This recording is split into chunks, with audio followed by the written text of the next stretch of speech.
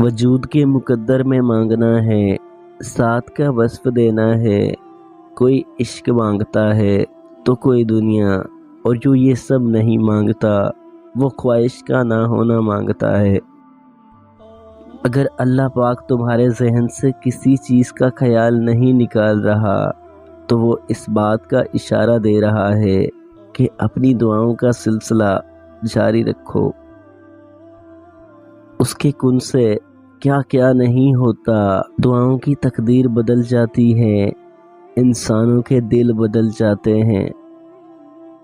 اگر تمہارے پاس کچھ نہیں پر اس رب کا ساتھ ہے تو یقین رکھو تمہارے پاس سب کچھ ہے، پر اگر تمہارے پاس سب کچھ ہے اس رب کے ساتھ کے سوا تو افسوس تمہارے پاس کچھ بھی نہیں۔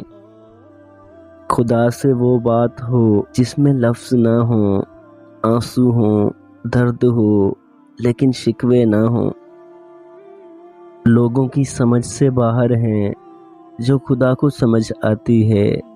تمہاری وہ چھوٹی چھوٹی کہانیاں جو تمہیں اتنا رلاتی ہیں، جن کو وہ اپنی بارگاہ میں جھکانا چاہتا ہے وہی اس کے سامنے جھک پاتے ہیں۔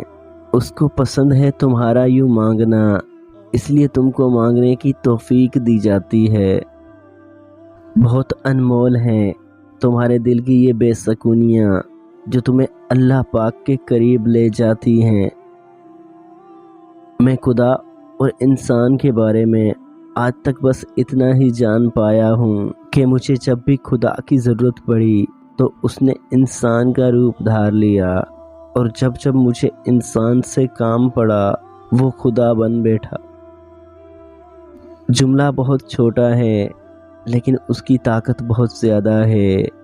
اللہ کی طرف آ جاؤ اس سے پہلے کہ اللہ تمہیں اپنی طرف بلا لے۔ جانتے ہو محبت کیا ہے؟ وہ سارا دن ہمارے گناہ اور نافرمانیاں دیکھتا رہتا ہے اور صبح اپنے ہی فرشتوں کے ہاتھوں ہمارا رزق بھیجتا ہے۔